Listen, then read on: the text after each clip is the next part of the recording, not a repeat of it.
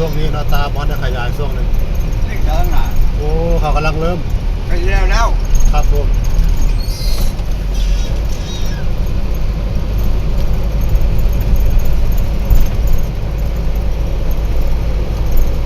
แล้วก็ไล่เข้ารถ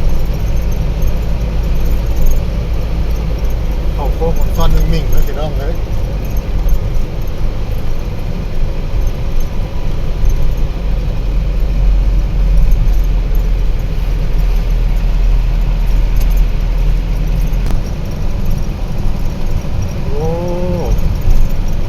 เป็นเพชรกำแพงขันอย่างดีเลยพี่น้องเอ้ยเนี่ยโอ้สุดยอดพี่น้องทางกว้างหลายเติบละพี่น้องเนี่ยเขาภูพานสกลนครเนอะ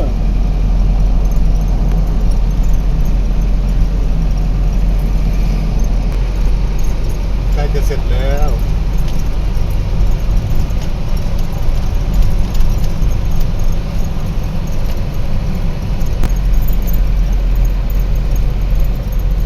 เริ่มขยายทางให้รถสัญจรไปมาสะดวกสบาย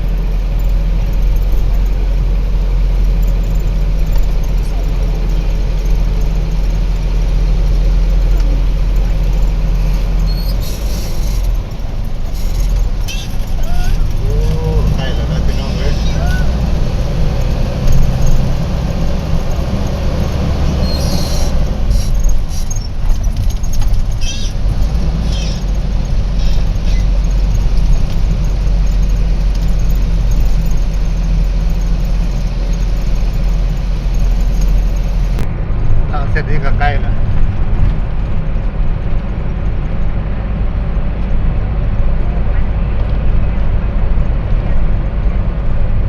อีกไม่นานเ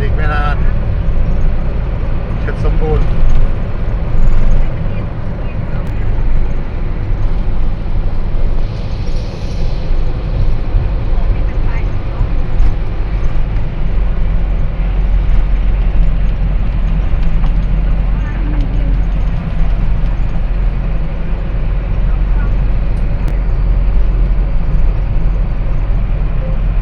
ตอนนี้เราเข้าสู่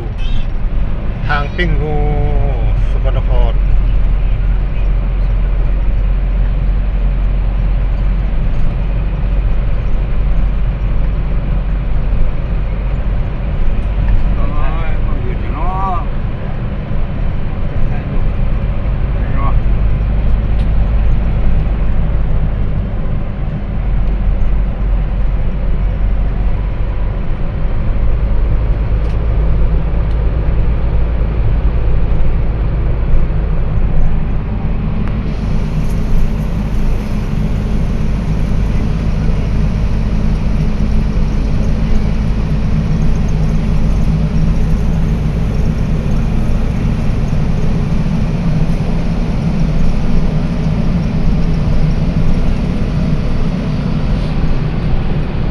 สูงแห้งเนาะตาเนาะมันละอืด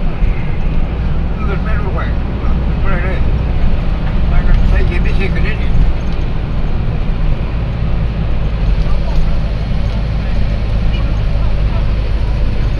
ไปเลยหรอก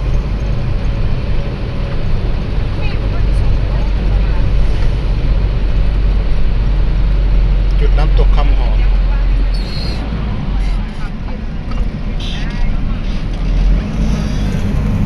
อยู่ทางใต้บนตัวเมืองสกลนครนะพี่น้องเด้อ